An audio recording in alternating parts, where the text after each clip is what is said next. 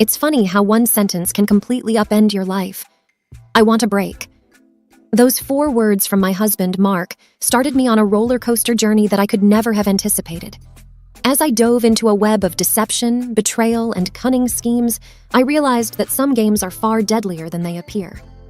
Teaming up with my best friend, Jenna, we embarked on a mission that would not only test our wits, but the very fabric of our bonds. If you think you know about trust, revenge, and the dark corners of human nature, think again. My name is Amber, and this is the most unexpected chapter of my life. It was a chilly Sunday evening when my husband, Mark, looked up from his book and uttered those 5 words that would send my life into a whirlwind. "I want a break," he murmured, barely audible. I thought I'd misheard him, so I paused the movie we were half watching. "What did you say?" I asked, my heart pounding in my chest. I'd expected a lot of things to come out of his mouth, but not that. He repeated it, clearer this time, avoiding my gaze.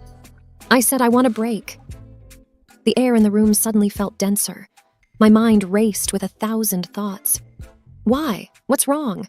Was it something I did? I wondered. Before I could even respond, he added, "There's someone else." The world seemed to spin. Someone else? After 15 years of marriage, after countless memories, joys, and challenges we'd faced together, he was just throwing it all away? "What do you mean, someone else?" I choked out, feeling the sting of tears, but I was determined not to cry. Not yet. He hesitated, took a deep breath, and then said, "It's not what you think. It's not an affair." Confused and struggling to grasp the situation, I pressed on. "Then what is it, Mark? What's going on?" He sighed, seemingly conflicted. It's Brad." "Brad? As in Brad, his best friend from college? The same Brad who had been our wedding's best man? The one who'd come over for barbecues, birthdays, and every Super Bowl Sunday?" My brain refused to connect the dots. "Brad? What does he have to do with any of this?" I asked, my voice shaking. Mark hesitated again, rubbing his temples. He approached me with an offer, an investment opportunity. It's high risk, but the rewards could set us up for life. I've taken our savings and invested them. Everything. I didn't want to tell you until I was sure it would pay off. I felt like the floor had disappeared beneath me. All our savings, the money we'd worked so hard for, our dreams of traveling, of securing a future for our kids, it was all gone. "And you need a break because," I pressed. "I'm scared," he admitted. "If it fails, I've ruined our future. I needed some time to see it through without the pressure of explaining daily updates. I thought it would be easier for both of us." I took a moment to absorb everything. The betrayal was immense, not just from Mark, but from Brad, too. My world had been turned upside down, and I was left reeling, not knowing where to turn. Then a thought crossed my mind. How can I be sure this isn't a scheme? That Brad isn't taking advantage of you? Mark looked pained. "I trust him," he said simply. "That's what you said about us," I retorted bitterly. A silence fell over the room, only interrupted by the soft hum of the heater. In my head, a plan was forming. I wouldn't stand by and watch as our life savings disappeared into the abyss. If Brad had genuinely offered an investment, I would ensure that we got our money back, even if it meant playing a bit dirty. I thought about it long and hard. "All right, Mark," I finally said, determination lacing my voice. "Take your break, but know this, I will get to the bottom of this. If Brad is being honest, great. If not, he's going to regret ever crossing our path." With that, I started my mission. It was time for a little revenge, the type that was best served cold. I needed information and a plan. The first person that came to mind was my best friend, Jenna. She worked in the world of corporate investigations and had a knack for getting to the bottom of things. Plus, she'd been suspicious of Brad for years. The next day, over coffee, I spilled everything to Jenna. As I recounted the story, her eyes grew wider. "I knew there was something off about him," she murmured. "But don't worry, we've got this." With her resources and my determination, we began our investigation.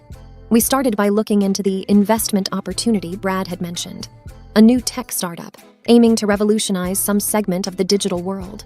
On the surface, it seemed legitimate, but something felt off. Jenna managed to get a list of all the investors, and there, among the names, was a shock. Several of them were people who had been scammed in the past, people with a history of making poor financial decisions. It looked like Brad was preying on the vulnerable, using their trust to his advantage.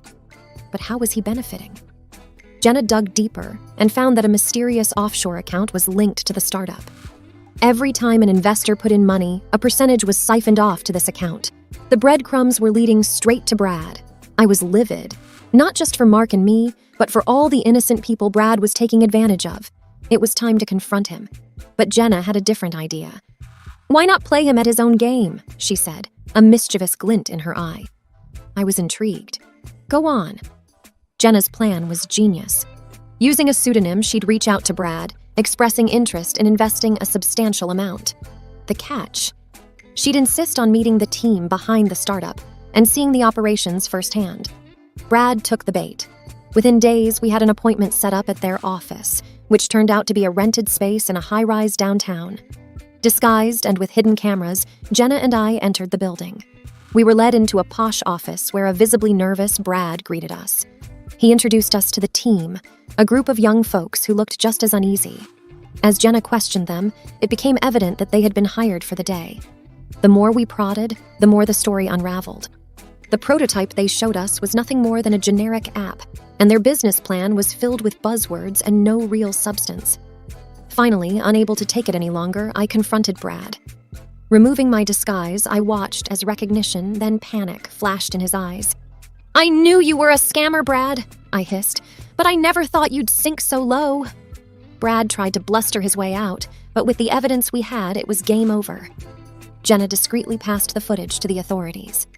As we left the building, I felt a weight lifting off my shoulders. But there was still one more thing to do. Tell Mark the truth about his best friend. Mark had retreated to his parents' house during this break.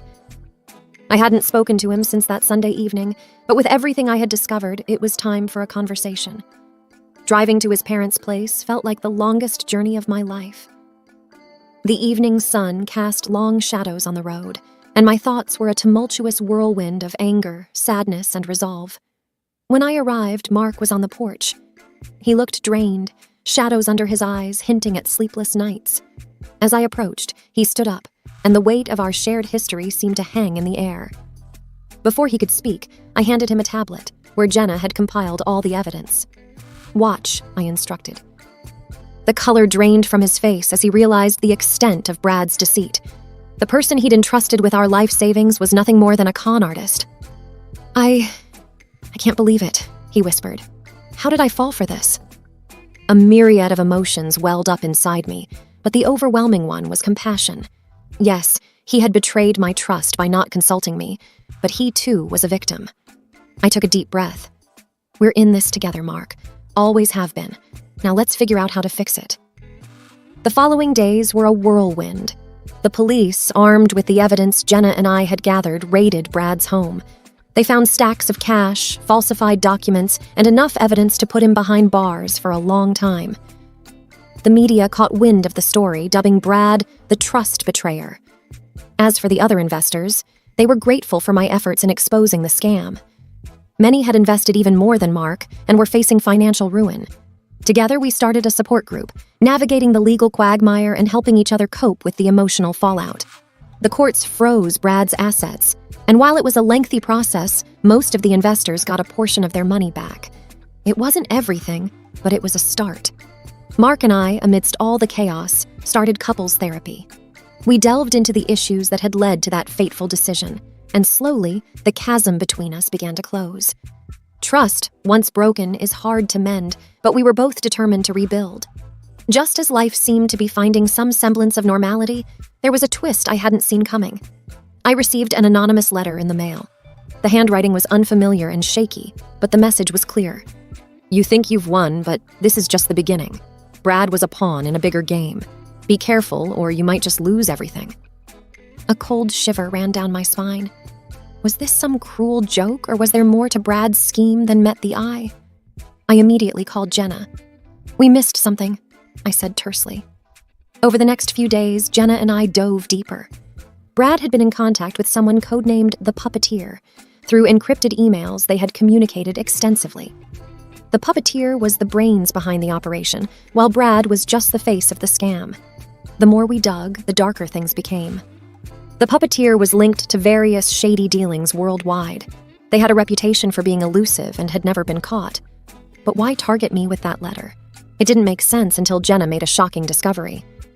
"Remember that night at the high-rise when we confronted Brad?" she asked. I nodded. Well, there was someone else there, watching. Jenna showed me the footage from our hidden cameras. In the background, almost obscured by shadows, was a figure observing our confrontation. They left just before the police arrived. The realization was terrifying. The puppeteer had been close, watching every move. They knew who I was and where I lived. "I think they're threatened by you," Jenna mused. "You managed to disrupt one of their biggest schemes. They're scared." But I didn't feel powerful or triumphant. I felt exposed and vulnerable. With Jenna's contacts, we heightened our security. Cameras, alarms, and even a personal security detail. I felt like I was in a thriller movie, but this was no fiction. My life, and that of my family, was at stake. Then, a breakthrough. One of Jenna's contacts in the tech world managed to trace a transaction back to the puppeteer. It was a tiny slip on their part, but it was all we needed.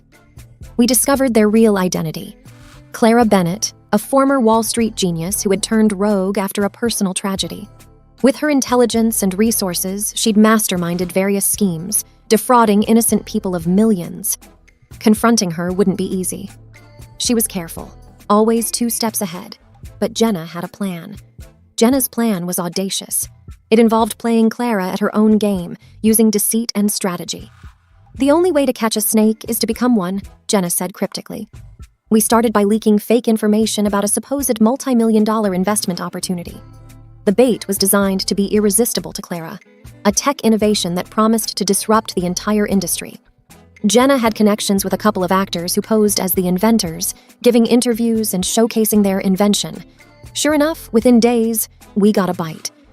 An anonymous offer came in to buy out the technology. We arranged a meeting to discuss the deal. Given Clara's caution, we knew she'd send a representative, but we were prepared. The meeting was set in a lavish penthouse suite, wired with hidden cameras and microphones. I posed as the assistant to the inventors, while Jenna stayed behind the scenes, coordinating with our security team. A sharp-looking woman in her 30s, undoubtedly Clara's right hand, arrived to negotiate. She was skeptical and shrewd, asking detailed questions about the tech. Our actor friends played their part to perfection, convincing her of the opportunity. After hours of negotiation, we had a signed contract, and most importantly, a direct line of communication to Clara. The representative made a call right there, discussing terms and the significant numbers involved. Using voice recognition software, we confirmed our suspicion.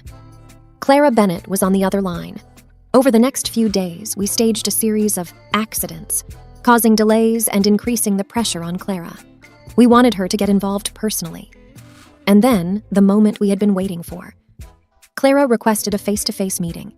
She wanted to see the tech herself and finalize the deal. The location was a secluded mansion, one of Clara's many hideouts.